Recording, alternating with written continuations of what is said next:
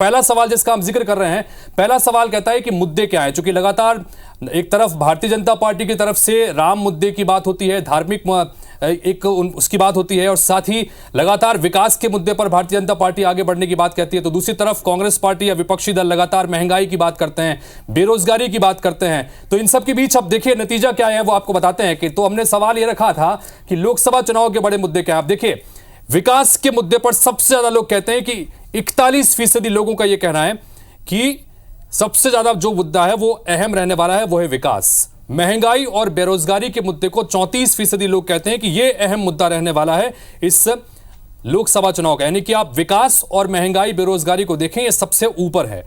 तीसरे नंबर पर जो मुद्दा है वो है राम मंदिर। यानी कि राम मंदिर से जो सेंटिमेंट्स बने हैं राम लहर को लेकर, जिसका हम जिक्र भी करते हैं, 19% लोग ऐसे हैं जिनको क्या लगता है कि ये राम मंदिर एक प्रमुख मुद्दा रहने वाला है। जातिगत जनगणना, चूंकि कांग्रेस इस पार्टी को लगातार मुद्दे बनाती रही है, महज 4% लोग ऐसे हैं जिनको लगता है कि इस बार के लोकसभा चुनाव में जातिगत जनगणना भी एक मुद्दा है। तो वहीं परिवारवाद, जिसका जिक्र लगातार अलग अलग मंचों के जरिए प्रधानमंत्री से लेकर तमाम बीजेपी के बड़े दिग्गज नेता करते रहे, 2% लोग ऐसे हैं जो ये कहते हैं कि परिवारवाद भी इस बार मुद्दा है। तो 41% विकास और 34% महंगाई और बेरोजगारी, यानी विकास, महंगाई और बेरोजगारी के नाम पर ही इस बार चुनाव लड़ा जाएगा, यह कम से कम हमारी जनता बताती है। हर कोई यह जानना चाहता है कि प्रधानमंत्री के चेहरे के रूप में पहली पसंद जनता की कौन है, और हमने भी अपने इस सर्वे में दूसरा सवाल यही रखा, प्रधानमंत्री के रूप में पहली पसंद जनता की कौन है। और जनता की तरफ से जो हमारे पास में नतीजे आए हैं, जो उन्होंने अपनी प्रतिक्रिया दी है, वो आपके सामने रखते हैं। तो एक एक करके वो तमाम नाम आपके सामने रखे हैं। पहला हमारा जो ऑप्शन था वो नरेंद्र मोदी को लेकर था। तो वर्तमान प्रधानमंत्री नरेंद्र मोदी को 64% लोग पसंद करते हैं कि प्रधानमंत्री के रूप में नरेंद्र मोदी ही चेहरा होना चाहिए। तो दूसरी तरफ राहुल गांधी के संदर्भ में 31%, देखिए ग्राफिक्स पूरा ऊपर नहीं आ रहा, लेकिन 31% लोग ऐसे हैं जो राहुल गांधी के पक्ष में, यानी कि उनको लगता है कि राहुल गांधी अगले प्रधानमंत्री होने चाहिए, उनकी पसंद वो हैं।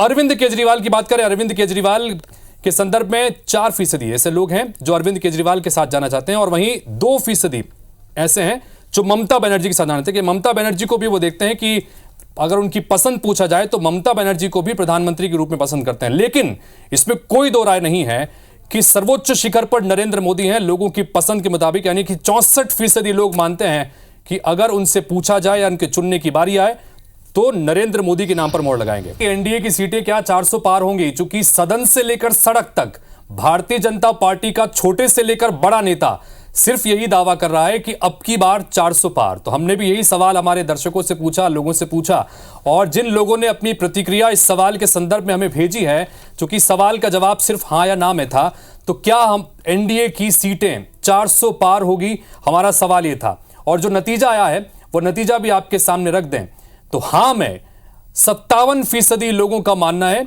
कि हाँ, 58%, बल्कि 58% लोगों का मानना है कि हां एनडीए इस बार 400 सीटों के आंकड़े को पार करने जा रही है।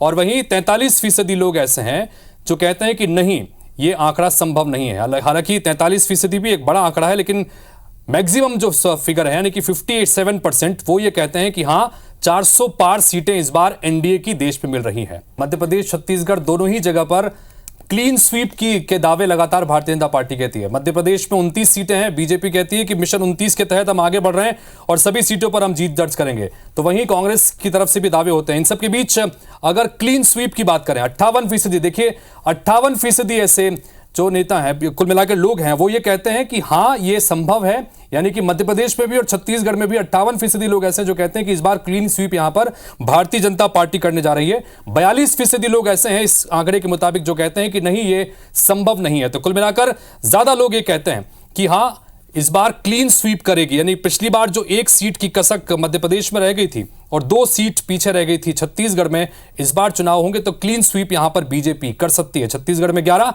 और मध्य प्रदेश में सभी 29। अब की बार किसकी सरकार, ये सवाल कई हलकों में लगातार उठता रहा है।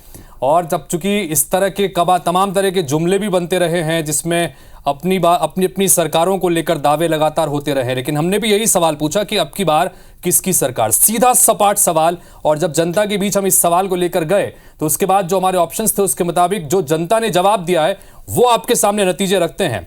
61% लोग एनडीए के साथ में है, यानी कि 61% लोगों का यह मानना है कि एनडीए की सरकार इस बार देश में बनती नजर आ रही है।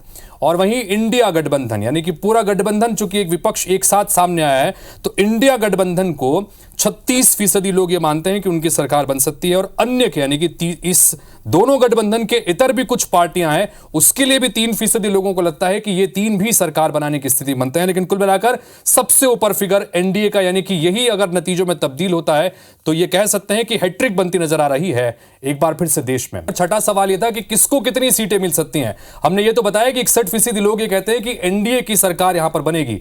अब सीटों के आधार पर देखें, चूंकि यह सबसे रोचक आंकड़ा है, 543 कुल सीटें हैं, 543 में से यह सवाल हमने सीधा सपाट पूछा कि किसको कितनी सीटें मिल सकती हैं। एनडीए के पक्ष में 331 सीटें, यानी कि 400 पार के आंकड़े को हमारे दर्शकों के मुताबिक जनता बीजेपी छूती नजर नहीं आ रही है। एनडीए 331 और इंडिया गठबंधन को 195 सीटें मिलती नजर आ रही हैं और अन्य को 17 सीटें यहां पर मिल सकती हैं। तो यह बड़ा रोचक आंकड़ा है। हमारे कम से कम जो दर्शकों ने अपनी राय दी है उसके मुताबिक भारतीय जनता पार्टी और एनडीए 331 तक पहुंच सकती है। 400 पार के आंकड़े को कम से कम छूती नजर नहीं आ रही है।